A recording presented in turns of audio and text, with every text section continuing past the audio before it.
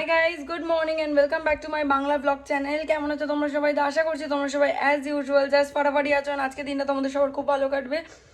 তো সকাল সকাল ঘুম থেকে উঠে ফ্রেশ ট্রেশ হয়ে আমি যেটা করলাম সেটা হচ্ছে মাটন রান্না করতে বসিয়ে দিয়েছি। রান্না দিদি এসছে, বাট মানে এসছিল আর কি, চলে গেছে উনি। টুকটাক একটু ফল টল কেটে দিয়ে আর ভাতটা করেছে, আর আলু ভাজা আর ডাল করেছে। বিকজ মাটন সাধারণত হলে আমিই করে, সাধারণত না, মাটন হলে আমিই করব। আর আমি না করলে হয়তো কোনো সময় রঞ্জন প্রিয়াঙ্কা যখন আসে ও করে, বা একবার রুবাই করেছিল। তো মানে নিজেদের হাতের মানে নিজের কোনো লোক বন্ধু বান্ধবরা করলো ঠিক আছে, মাটনটা ওই রান্নার দিদির হাতে আমি ঠিক দিয়ে স্যাটিসফাই হব না, তো ওই জন্য আমিই করছি আর কি।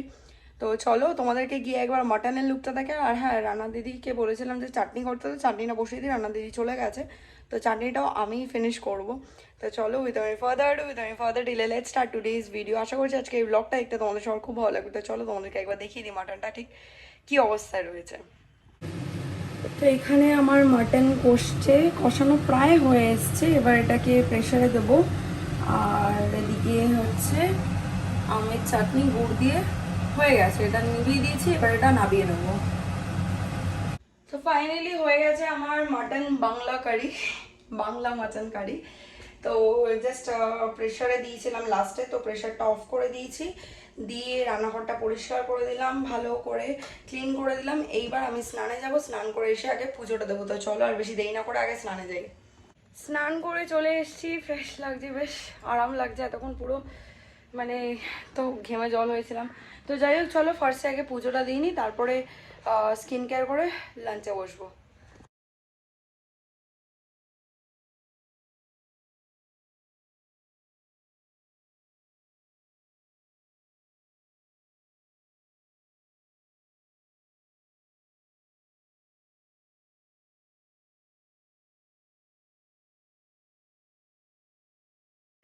খেতেই বসে করলাম, স্কিন কেয়ার এখন আর করলাম না, কারণ কী বলে, এমনিতেও খেতে বসলে ভিজেই যাব।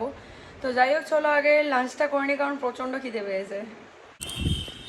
চলে এসেছি বাড়ি সন্ধ্যাবেলা আজকে ফর চেঞ্জ আমি একটু নিজেই চা করে খেয়েছি আজকে, জানি না কেন ইচ্ছা করছিল চা করে খেতে। তো চা ফা খেয়ে রেডি ফেডি হয়ে চলে এসেছি বাড়ি। তো চলো খেতে যাওয়া যাক।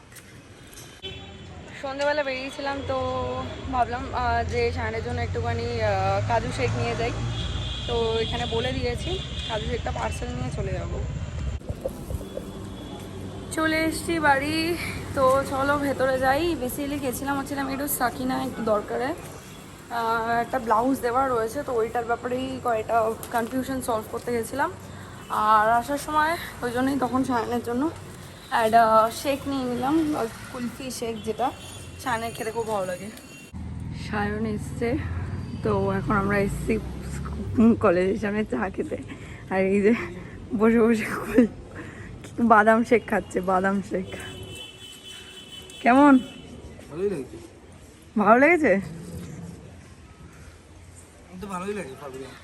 না যে আমি নিয়ে এসছি সারপ্রাইজ। ফ্ল্যাটে চলে এসেছি, এসে ড্রেস চেঞ্জ করে নিলাম, এবার যাব খাবারটা গরম করতে। আর একটু ভাত কম রয়েছে, একটু ভাত করতে হবে। তো চলো ঝটপট যাই, গিয়ে আগে এই কাজগুলো সারি, তারপর বসে রেস্ট নেবো বা ভিডিও দেখবো, সব কিছু করবো। এসে ডিনার করে নিয়েছি, অ্যান্ড ডিনার করে সব কাজ বাজ করলাম। এখন সায়ন একটু খাবার জায়গাটা পুছে দিচ্ছে, আমি আর পারছি না বলে। ও যথেষ্ট হেল্প করে যতক্ষণ থাকে। আর এখন হচ্ছে আমাদের ম্যাঙ্গো টাইম, তা এখন ডিনারের পর আম খাবো দুজন মিলে বসে, তাই তো? এই গরমে দিন বলো কি রাত, কখনোই রান্নাঘরে থাকা যাচ্ছে না, রান্নাঘরে থাকলেই পুরো ভিজে যাচ্ছি। আম ফামকে মুখ ধুয়েছি, এবার ধুয়ে না হোয়াইট টাওয়েল আছে, যেটা ফেস টাওয়েল ওয়াশরুমে, সেই টাওয়েলটা দিয়ে মুখটা পুছেছি। পুছে টুছে দেখছি কী হলো, পুরো দাগ হয়ে গেল। তারপরে মনে পড়লো, ও আমি তো ফেস ওয়াশ দিয়ে মুখ ধুইনি, পুরো ফাউন্ডেশনটা হোয়াইট টাওয়েলে লেগে গেল। আর ওটা জাস্ট ধোয়া, মানে গতকালকে যে আমি ধুয়েছিলাম, গতকালকে ওটা ওয়াশিং মেশিনে ধোয়া, মানে একদম ভালো ফ্রেশ টাওয়েল ছিল। আবার ওটাকে ধোয়ার জায়গায় রেখে দিলাম। বেসিক্যালি ওয়াশিং মেশিনের ওপরে একটা জায়গা আমি বানিয়েছি, মানে আগে থেকেই বানানো ওয়াশিং ক্যাবিনেটটায়, অ্যাকচুয়ালি ওখানে যাতে ধোয়ার জামা কাপড়গুলো রাখতে পারি।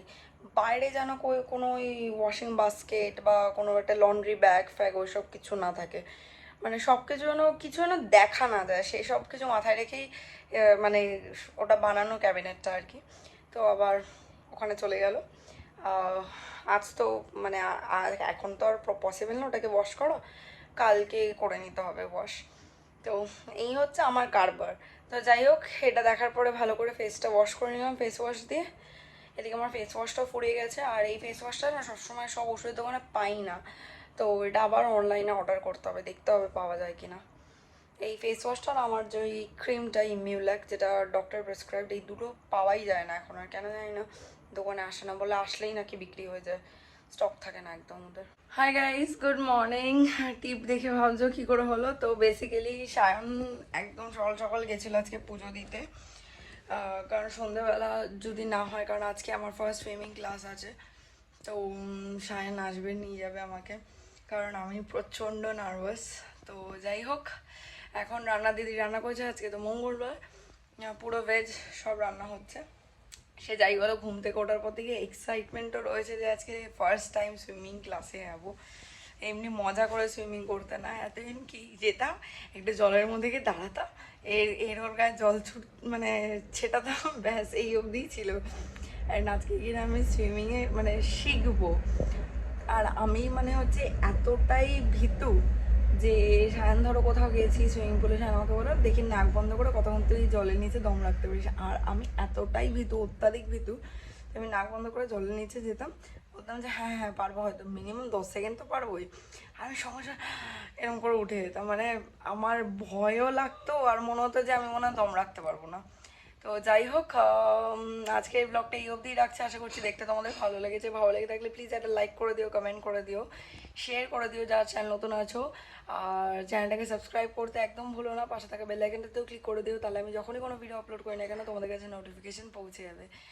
তো আজকের এই ব্লগটা তো এখানেই এন্ড করে দিচ্ছি, নেক্সট ব্লগ দেখার জন্য ওয়েট করো, আমি কীরকম কী সুইমিংয়ে করলাম। হ্যাঁ, বাই দেবে ওখানে সুইমিং পুলে আরও অনেকে থাকবে, তো আই রিয়েলি ডোন্ট নো কি ওখানে ভিডিও করা কতটা অ্যালাউ হবে বা কী বৃত্তান্ত, চেষ্টা করবো যতটা পারবো চেষ্টা করবো।